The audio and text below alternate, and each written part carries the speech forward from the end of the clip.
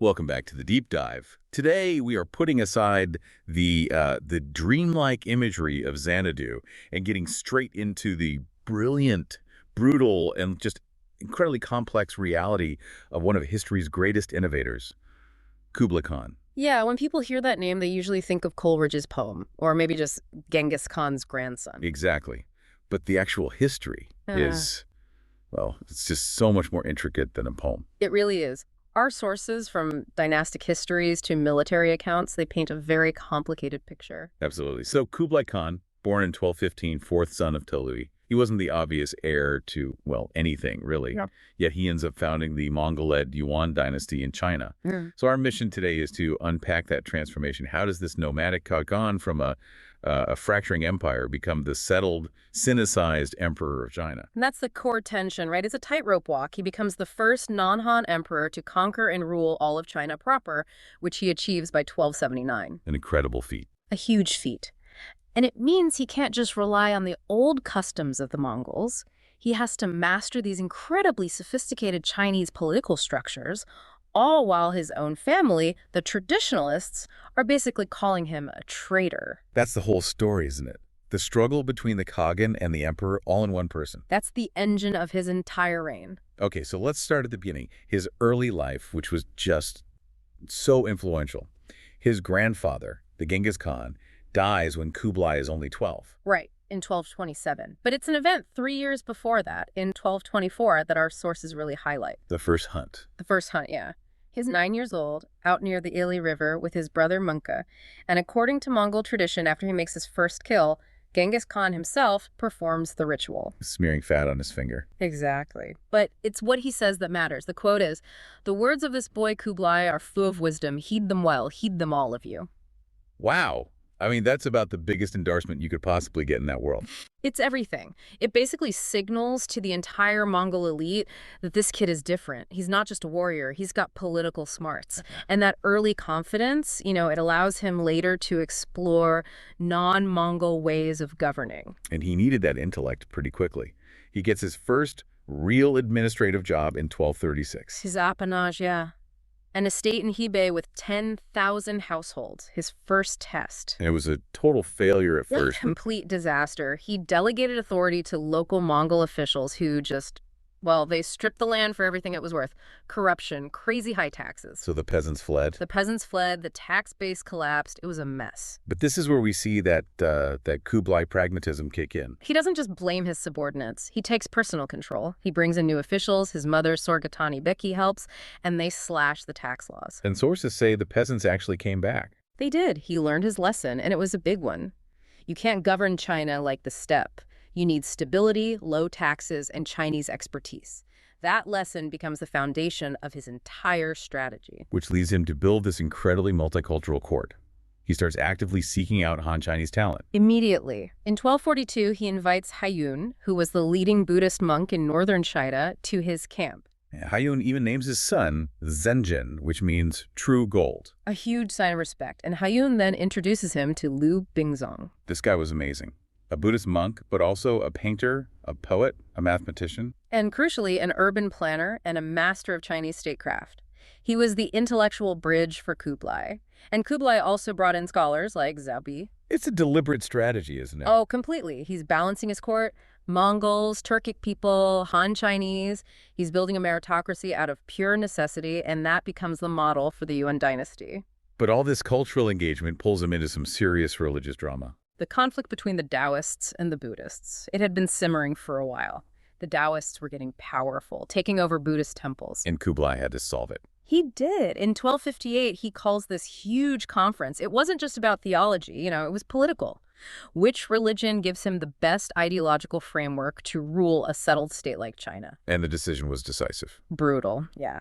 The Taoists lose the debate, and Kublai orders 237 Taoist temples to be forcibly converted to Buddhism. And he burned their texts. He burned their texts. Oh. So much for Mongol religious tolerance in this case. It was a clear political alignment with Buddhism, which had a long history of state support in China. He was choosing his path. So these early years are basically his training ground. And then his brother, Munka, becomes Great Khan in 1251. Right, and Kublai gets a promotion. He's made viceroy over northern China. And this is where he puts all those lessons he learned into practice on a much bigger scale.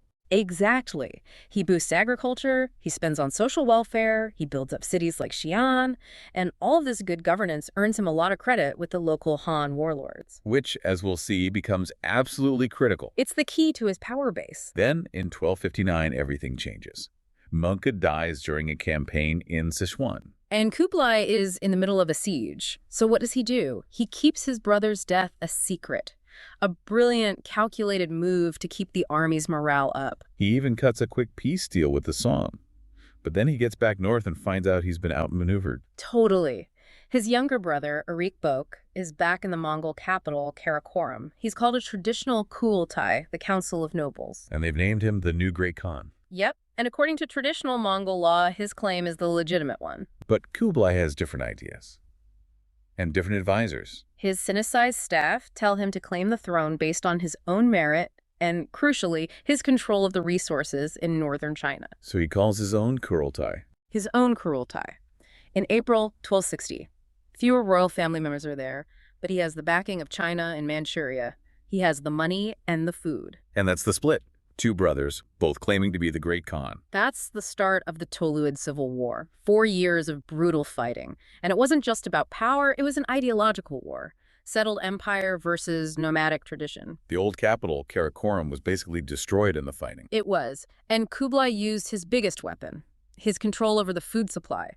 He basically starved Bok's forces out. It was the settled world strangling the nomadic world.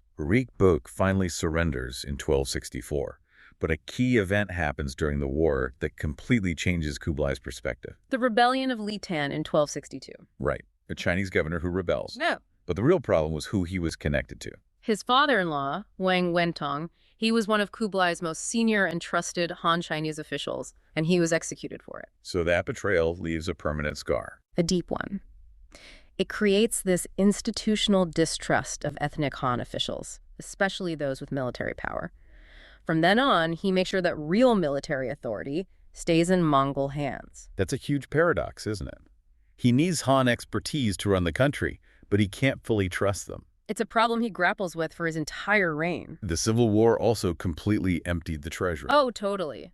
Which forces him to get creative with fundraising. Yeah. During the war, everyone was conscripted, even monks and clergy who were normally exempt. And his officials noticed that these religious institutions were sitting on a lot of untaxed wealth. A lot of land, a lot of commercial assets. So in 1264, Kublai does something radical. He imposes land and commercial taxes on all of them. That must have been controversial. Hugely. But he needed the money. And it's a little preview of the even bigger economic risks he's about to take. So with the Civil War won, he makes his final, definitive break with the past. He goes all in on Sinicization. In 1271, he officially renames his empire Daiyuan, Great Yuan. This is more than just a name change. It's a total rebranding. The name Yuan comes from the I Ching, the Chinese Book of Changes. He's positioning himself not as a foreign conqueror, but as the legitimate inheritor of the mandate of heaven. And then, in 1272, he moves the capital. The biggest move of all. From Karakorum in Mongolia all the way down to Dadu, modern-day Beijing. The Mongol traditionalists must have been furious. Furious is an understatement. Our sources quote them asking, what will happen to the old customs? They saw it as a complete betrayal of Genghis Khan's legacy. The goal was clear: unify China. And he finally does it in 1279. At the Battle of Yamen, a massive naval battle that crushes the last of the Song loyalists. For the first time, all of China is under his rule. So now he has to govern this enormous unified territory. Yeah. How does he structure it? It's very centralized. The area around Beijing, the central region, is ruled directly by his administration. The rest of the Empire Manchuria-Mongolia is divided into provinces. What about Tibet? Tibet gets special treatment. It's governed by a separate Bureau of Buddhist and Tibetan Affairs, which gives the top lamas a huge amount of authority. It's a clever way to ensure their loyalty. All of this required massive investment in infrastructure. He wasn't just a conqueror, he was a builder. An incredible builder. He rebuilt the Grand Canal, repaired public buildings, extended highways. The record says he created over 20,000 public schools. Wow. And he brought in international talent to do it. A Turkestani architect designed his capital city. And we have to talk about the engineer, Guo Shijing. A genius. He built a 30-kilometer channel just to supply Dadu with water, and he was sent all over the country to repair irrigation systems that had been destroyed by decades of war. The Grand Canal was the big one, though. That was the economic artery. It connected the political center in the north with the massive agricultural wealth, the grain basket of the south. Absolutely essential. Okay, let's get to the most famous and maybe infamous of his innovations, the money. Yes, the paper currency. This is where Kublai gets truly radical. In 1260, he creates the first unified nationwide paper money, the Jiao Chao. But other dynasties had used paper money before, right? What made it different? The difference is that he made it fiat currency. He is arguably the world's first successful fiat moneymaker. How did he do that? It was coercive. His government confiscated all the gold and silver from private citizens and merchants and forced them to exchange it for these paper notes. Then he decreed that taxes could only be paid in paper money. So you had no choice but to use it. You had no choice. And for a while, it worked brilliantly. It simplified trade, it centralized monetary control. But the whole system depends on one thing. Government discipline. Fiscal discipline. And that completely fell apart. Because of the constant wars. Exactly. To fund the final conquest of the Song, they just printed more money in 1273. Then in 1287, facing huge deficits, they printed another new currency, the Yuanchao. So now you have two competing paper currencies. And massive inflation. They were printing money with no reserves to back it up. The currency became worthless. It's a classic story of an amazing innovation destroyed by a lack of political restraint. And that military spending was just relentless. Let's talk about his foreign campaigns, his global reach. Okay, well, the one success story he needed for everything else was Goryeo, or Korea. He turned it into a tightly controlled tributary state. A son-in-law state, they called it. Right. And what did Korea provide? Ships and soldiers. And navy. Without the Korean Navy and logistical support, his other campaigns would have been impossible. Specifically, the invasions of Japan. The two great military failures of his reign, 1274 and 1281, he was obsessed with conquering Japan. The second invasion was on an unbelievable scale, something like 140,000 troops. It was the largest naval invasion in history until D-Day. So the question is, how could something that massive fail so completely? It wasn't just the famous kamikaze storm. No, the storm is the final blow. But the planning was flawed from the start. The fleet was built in a hurry. They used a lot of flat-bottomed riverboats that just weren't designed for the open ocean. They had no keels. The Mongols also brought new weapons, like exploding missiles. Yeah, early grenades. That surprised the samurai. But the Japanese were ready. They'd spent years building coastal fortifications, these 2-meter-high walls. So when the typhoon hit in 1281, the Mongol fleet was already scattered and struggling. And it was just decimated, wiped out. This failure shattered the myth of Mongol invincibility in East Asia. And yet, he wanted to try a third time. He was furious. He was determined to launch a third invasion and was only stopped by his advisors and, eventually, his death. The campaigns in Southeast Asia were also a mixed bag. Vietnam, for example. A military nightmare for the Mongols. The terrain, the climate, the Vietnamese tactics, they suffered major defeats. But in a strange way, it was a political success for Kublai. How can it be a success if they lost the battles? Because in the end, Ivan agreed to become a tributary state. They acknowledged Yuan supremacy to stop the invasions, and that was Kublai's main goal: political submission, not necessarily total occupation. Same thing happened in Burma. But the expedition to Java was just an outright failure. Yeah, that one was a mess. They got caught up in local politics, were betrayed, and had to withdraw after losing thousands of troops. An embarrassing end to his naval ambitions. But it's not all about war. This period, the Pax Mongolica, it opened up the world. It really did. For the first time, you have relatively safe, direct contact between Europe and East Asia. His capital, Khanbalik, became this incredible global hub. Which brings us, of course, to Marco Polo. The most famous visitor. He wasn't just a tourist. He was part of the administration for 17 years, a foreign emissary for the Khan. And there were others. That story of Rabban Bar Sama is incredible. A Nestorian Christian monk sent from Beijing as an ambassador all the way to Europe. He met with kings in Paris. He met the Pope in Rome. It just shows you the level of global diplomatic thinking happening in Kublai's court. They even sent an envoy to Mogadishu in Africa. And this globalism played out inside the empire, too, especially with his use of Muslim officials and scientists. They were critical to running the state. The Semerin, at one point, 8 of the 12 administrative districts were run by Muslim governors. And they brought incredible knowledge, astronomy, Cartography. Military tech. The famous Muslim trebuchet, the Huipao, was perfected by Persian siege engineers he brought in. It was decisive in taking the city of Xiangyang. But there was a major clash of cultures. A huge one. Despite relying on all this Muslim talent, in the late 1270s, Kublai issues a decree making it illegal to slaughter animals according to Islamic or Jewish law. And he banned circumcision. Why? It was a defense of Mongol custom, the yasa. The Mongol traditions found those practices offensive, so even as he's becoming the Sinicized emperor, he has to cling to these core Mongol customs to maintain his legitimacy with his own people. It's that paradox again. This internal resistance from his own people never really went away, did it? It flared up again in 1287 with Nayan's rebellion.